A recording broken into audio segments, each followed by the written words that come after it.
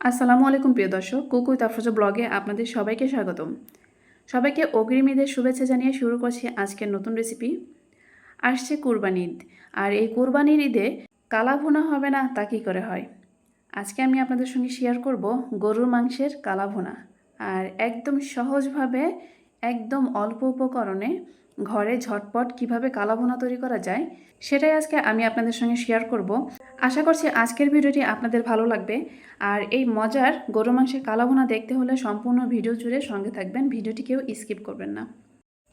আজকের এই গরু মাংসের কালা ভুনা করার জন্য এখানে আমি নিয়েছি 1 কেজি পরিমাণ গরুর মাংস। মাংসগুলো এভাবে কেটে নিয়েছি, একদম ছোটও না, একদম অনেক বড়ও না, এরকম মাঝারি আকৃতির চেয়ে একটু ছোট করেই কেটে নিয়েছি। এখন এই মাংসগুলো ভালো করে আমি ধুয়ে নিব।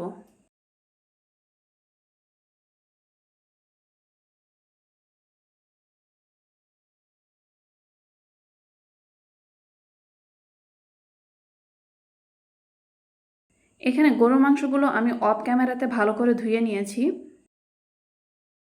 আর আজকের এই গরুর মাংসের কালা ভুনা তৈরি করব প্যাকেটের মশলা দিয়ে। তার জন্য এখানে আমি রাঁধুনির রেডিমিক্স কালা ভুনার মশলা নিয়েছি। আর এই মশলাটা দিয়ে গরুর মাংসের কালা ভুনা দুর্দান্ত হয়, অনেক মজার হয়। আর তাছাড়া ঝামেলাও অনেক কম হয়। এক প্যাকেটের মধ্যেই সব ধরনের মশলাই আছে। এই মশলাটা দিয়েই কিভাবে খুব সহজভাবে গরুর মাংসের কালা ভুনা তৈরি করা যায় সেটাই আমি আজকে দেখাবো আপনাদেরকে। প্রথমে আমি প্যাকেটটা খুলে নিয়েছি। প্যাকেটের মধ্যে দুটো প্যাকেট আছে, দুটোই আপনাদেরকে কেটে দেখাবো। আর কখন কোন প্যাকেট কোন পর্যায়ে এসে ব্যবহার করতে হবে মাংসের সঙ্গে সেটাও আপনাদেরকে ভিডিওতে দেখাবো।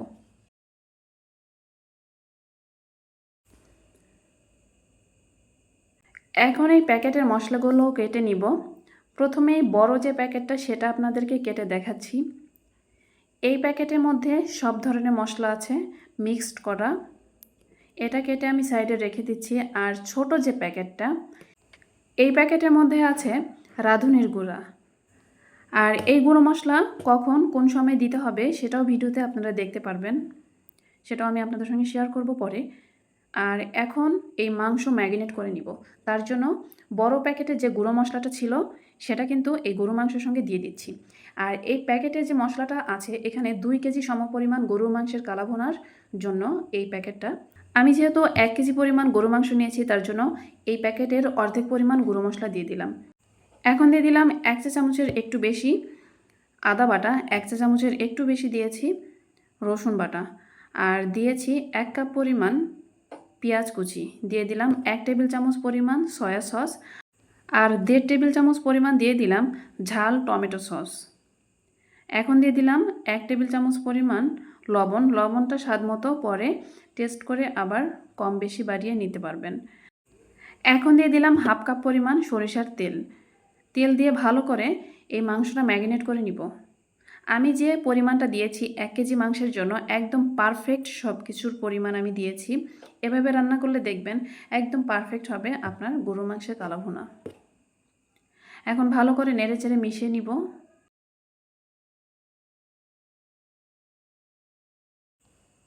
এখন মাংসগুলো আমি যে পাত্রে রান্না করব সেই পাত্রে ঢেলে নিচ্ছি। এদিকে কিন্তু আমি এই মাংসটা মাখিয়ে কিছু সময় রেখে দিয়েছিলাম অফ ক্যামেরাতে। এখন দিয়ে দিলাম সামান্য একটু পানি, খুব বেশি পানি দিইনি, প্রায় হাফ কাপের মতো পানি দিয়েছি। পানি দিয়ে এখন চুলোয় বসিয়ে দিব।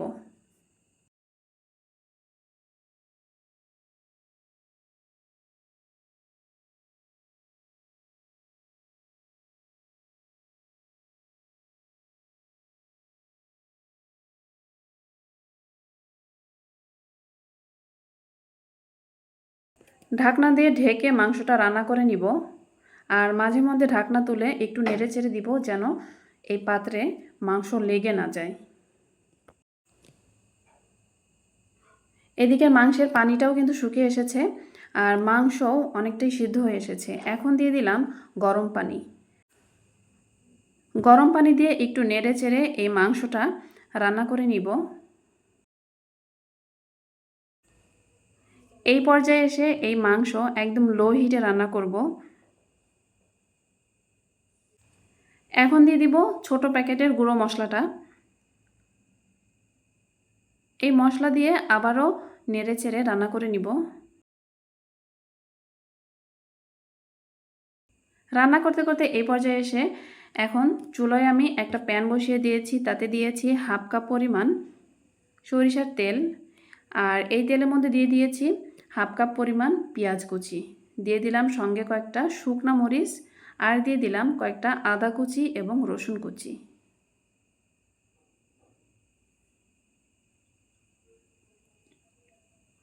ভালো করে নেড়ে চেড়ে বেরেস্তা করে এটা দিয়ে এই মাংসের বাগার দিব।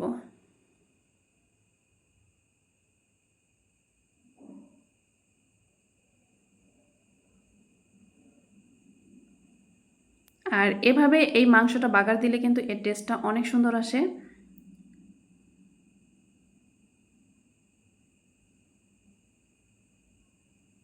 একটু ঢাকনা দিয়ে ঢেকে দিব, এতে করে এর ফ্লেভারটা খুব সুন্দর থাকে। এখন সব কিছু একসঙ্গে মিশিয়ে নেড়ে চেড়ে আরও কিছু সময় দমে রান্না করে নিব।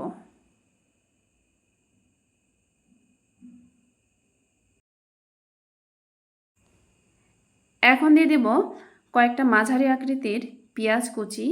এখানে আমি 2 থেকে 3টা পেঁয়াজ কুচি করে কেটে দিয়ে দিলাম। দিয়ে ভালো করে নেড়ে চেড়ে একদম লো আঁচে রান্না করে নিব। দিয়ে দিলাম 2 টেবিল চামচ ঝাল টমেটো সস। এখন ভালো করে নেড়ে চেড়ে এই মাংস একদম লো আঁচে রান্না করে নিব। ঢাকনা দিয়ে ঢেকে বলতে গেলে একদম দমে রেখেই এই মাংসটা রান্না করে নিব। একদম লো আঁচে রান্না করতে করতে দেখবেন এর কালারটাও কিন্তু চেঞ্জ হয়ে আসবে। মাংসের কালারটা অনেকটাই চেঞ্জ হয়ে এসেছে। ভিডিওটি দেখতে দেখতে যারা এ পর্যায়ে চলে এসেছেন, আমার ভিডিও যদি আপনাদের কাছে ভালো লেগে থাকে অবশ্যই একটা লাইক দিতে কিন্তু ভুলবেন না। আর যারা আগেই লাইক দিয়ে দিয়েছেন আপনাদেরকে অসংখ্য ধন্যবাদ। এদিকে কথা বলতে বলতে আমার গরু মাংসের কালা ভুনাও কিন্তু রান্না করা হয়ে গেল। কালারটাও চেঞ্জ হয়ে এসেছে। এখন আমি একটা প্লেটে সার্ভ করে নিচ্ছি। আপনারা দেখেই বুঝতে পারছেন এর কালারটা কতটা সুন্দর এসেছে, আর খেতেও কিন্তু অনেক মজার ছিল। আমি যে প্রসেসে এই গরু মাংসের কালা ভুনা রান্না করেছি, এভাবে যদি রান্না করেন আমি নিশ্চিত আপনারা নিরাশ হবেন না, এতটাই মজার হয় এই কালা ভুনা। আর একদম পারফেক্টভাবে আমি আপনাদেরকে পরিমাণ সহকারে এই রেসিপি শেয়ার করেছি। আশা করছি আপনাদের মাংসের কালা ভুনাও একদম পারফেক্ট হবে। এই তো তৈরি হয়ে গেল অনেক মজার এবং লোভনীয় গরু মাংসের কালা ভুনা।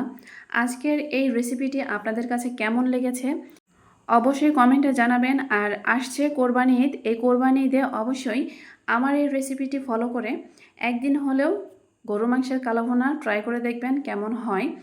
আশা করছি অনেক ভালো হবে। আজকের ভিডিওটি এই পর্যন্তই। পরবর্তীতে আরও অনেক মজার একটা ভিডিও নিয়ে আমি আপনাদের সামনে হাজির হব। ততদিন পর্যন্ত সবাই ভালো থাকবেন, সুস্থ থাকবেন। আল্লাহ হাফেজ। আসসালামু আলাইকুম ওয়া রাহমাতুল্লাহি ওয়া বারাকাতুহু।